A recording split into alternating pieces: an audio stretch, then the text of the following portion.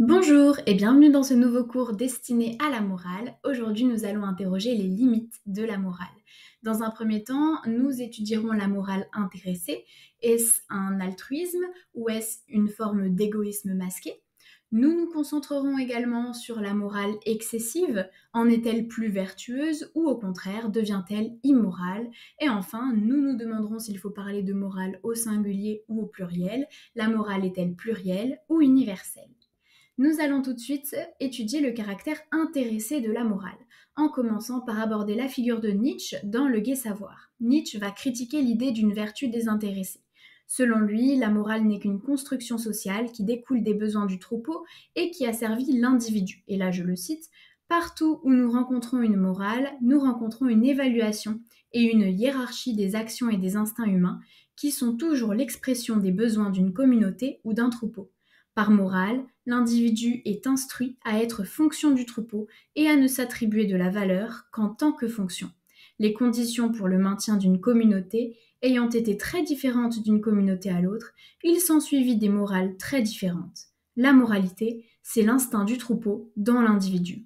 Donc, en d'autres termes, la morale sert donc les intérêts de la société plutôt que ceux de l'individu. Donc on n'est jamais désintéressé, la morale va plutôt asservir l'individu au profit du collectif. Passons maintenant à la figure de Bentham, dans son introduction aux principes de la morale et de la législation. Pour lui, l'homme raisonnable constate qu'il est dans son intérêt d'agir moralement. Chaque individu cherche à maximiser son plaisir par pur égoïsme, mais Bentham établit une liste de critères permettant de maximiser notre plaisir, et parmi ces critères, nous retrouvons celui de l'étendue. Plus la sensation de plaisir va toucher d'individus, plus cette sensation sera intense chez chaque individu. Donc, en d'autres termes, le bonheur est meilleur quand il est partagé.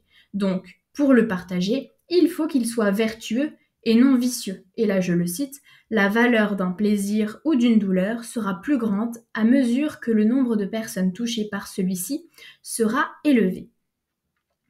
Les plaisirs des uns peuvent alors s'accorder avec ceux des autres, et la loi joue un rôle fondamental pour cela. Elle limite les désirs immoraux en réprimant les comportements nuisibles, tout en légitimant ceux qui concilient intérêts individuels et collectifs. Si, par exemple, je veux tuer quelqu'un, j'ai tout intérêt à ne pas le faire, parce que ma peine sera plus néfaste que le plaisir que cette action me procurera. Donc, par conséquent, je ne vais pas le faire. En d'autres termes, la loi m'empêche de satisfaire mes désirs immoraux. Et ça, c'est un sujet qui aura pour objet un épisode tout entier ultérieurement. Mais cette conception du bonheur et de la morale est critiquable. Elle cherche surtout, en fait, à légitimer les intérêts personnels en tentant de montrer qu'une conciliation avec les intérêts des autres est possible, mais en réalité, elle est essentiellement individualiste. Dans son fondement de la métaphysique des mœurs, Kant présente la conscience morale. Pour lui, c'est le tribunal intérieur de l'homme. C'est ce qui va l'empêcher de mal agir, parce qu'il entend en lui une voix qui va le juger et qui va le sanctionner à travers des sentiments comme le regret ou encore la culpabilité que l'homme ne veut pas ressentir et qui vont le faire se sentir mal si jamais il agit vicieusement. Et pourtant, dans cette perspective, bien agir reviendrait donc à agir par intérêt. En effet, ce serait non pas agir pour faire le bien, mais ce serait agir par peur de la sanction de notre juge intérieur. Et d'ailleurs, ça peut nous faire penser à l'anneau de Gigès que l'on retrouve dans la République de Platon. La morale serait toujours intéressée ou tout du moins factice, au sens où, dans cette historiette, Gigès était un berger vertueux qui faisait le bien, mais qui n'a pas hésité une seule seconde à accomplir le mal, en l'occurrence en ce qui le concerne tuer le roi et séduire la reine, une fois assuré que l'anneau magique le rendait invisible, et que personne ne pouvait savoir que c'était lui, l'auteur de ces mauvaises actions.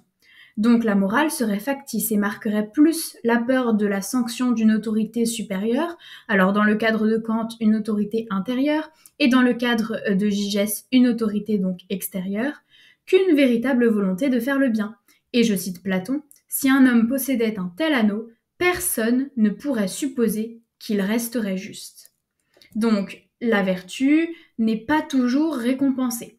On peut émettre le postulat d'un Dieu justicier qui rend justice après la mort en récompensant les bons et en punissant les mauvaises personnes, mais cela pose problème, puisqu'en effet, je peux dès lors agir pour être récompensé dans l'au-delà. Et donc cela revient encore une fois à agir par intérêt. Et l'intérêt, c'est évidemment ce qui est contre la morale. Et de plus, que penser de ceux qui n'ont pas la foi et qui n'agiraient donc pas par intérêt vis-à-vis d'une vie dans l'au-delà? N'y a-t-il pas une forme d'hypocrisie dans la morale? Et c'est d'ailleurs ce que souligne Nietzsche dans Ainsi parlait Zarathustra. La vertu n'est même pas sa propre récompense. Les vertueux ne sont pas récompensés. Alors oui, il faut aimer sa vertu, mais il ne faut pas s'attendre à recevoir quelque chose en retour. Nous allons maintenant étudier la morale excessive. Est-elle excessive et donc d'autant plus vertueuse, ou excessive et donc immorale? Reprenons tout de suite avec Nietzsche dans Le Gai Savoir. Il avance l'idée que l'on peut être victime de la vertu si on en possède une de manière trop excessive et trop aboutie. En effet, la vertu poussée à l'extrême peut donc devenir destructrice pour celui qui en dispose, pour celui qui la possède. Et je le cite, « Quand on possède une vertu, une vraie vertu, une vertu complète et non une petite tendance à l'avoir, on est victime de cette vertu. » Et pour Nietzsche, c'est pour cela que l'on fait l'éloge de la vertu dans la société, puisque l'individu en question qui possède une vertu de manière extrême devient l'instrument de la société parce qu'il travaille au service de tous, il devient un outil au service de la société et donc la plupart du temps à son détriment. Mais cela arrange le plus grand nombre. C'est une thèse qui est en partie rejointe par Durkheim dans De la division du travail social. Pour Durkheim également, une vertu excessive nuit à l'individu et peut devenir immorale lorsqu'elle compromet son équilibre personnel.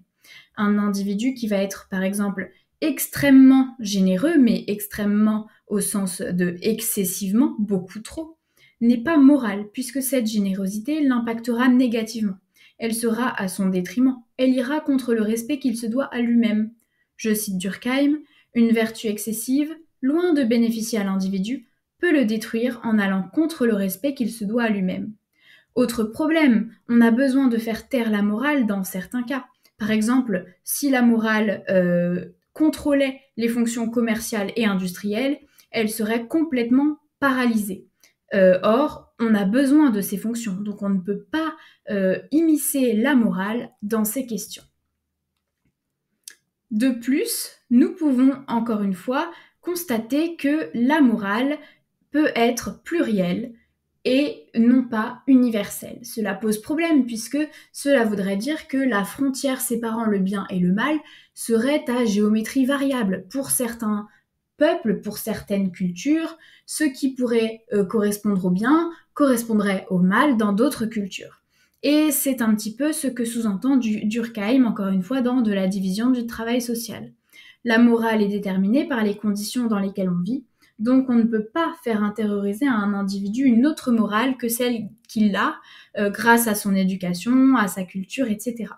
Et donc le problème est, comme nous l'avons dit, s'il y a plusieurs morales, alors la morale est à géométrie variable, le bien et le mal le sont également, et la frontière est mouvante selon les cultures. Il n'existe pas de morale universelle parce que la distinction entre le bien et le mal varie selon les sociétés. Et à ce titre, je cite Durkheim, « Les morales sont multiples parce que les conditions de vie et les besoins des sociétés diffèrent. » Nous pouvons également citer Cournot dans son essai sur les fondements de nos connaissances et sur les caractères de la critique philosophique, pour qui l'éducation individuelle et la religion influencent la morale. Mais cela ne signifie pas que les vertus n'ont aucun fondement hors des institutions sociales, ni que tous les peuples partagent les mêmes depuis toujours sans aucune évolution. Il y a en effet un certain progrès dans la morale, tout comme il existe d'ailleurs dans les sciences, dans les arts, etc.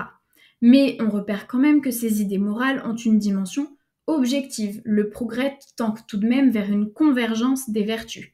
Il va dans le sens d'une voie unique, car même si les hommes ont une culture, une éducation, une religion qui vont être différentes, leur conception de la vertu tend à devenir de plus en plus similaire. Et là, je cite Cournot, « Malgré la diversité des cultures, les idées morales tendent à devenir de plus en plus similaires. » Et cette idée d'une morale plurielle s'oppose à la morale universelle de Rousseau qu'il présente dans Émile ou de l'éducation.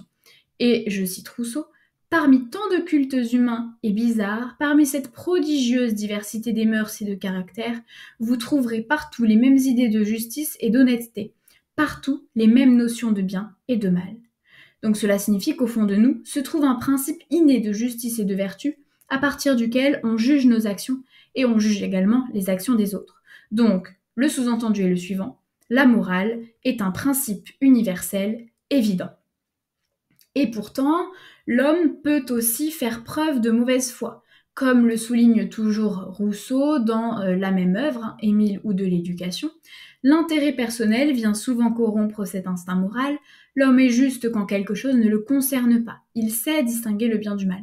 Mais dès qu'il est impliqué, dès qu'il est concerné, il est corrompu parce que son intérêt est mêlé. Et là, on retombe un petit peu sur ce que l'on disait au début de ce cours. Et alors, il peut préférer le mal si le mal sert ses intérêts. Et pour terminer, je cite Rousseau, il aime la vertu, sans doute, mais il l'aime dans les autres parce qu'il espère en profiter. Il n'en veut point pour lui, parce qu'elle lui serait coûteuse. Et voilà, le cours du jour est terminé, et je te dis à très bientôt dans un nouvel épisode sur la morale.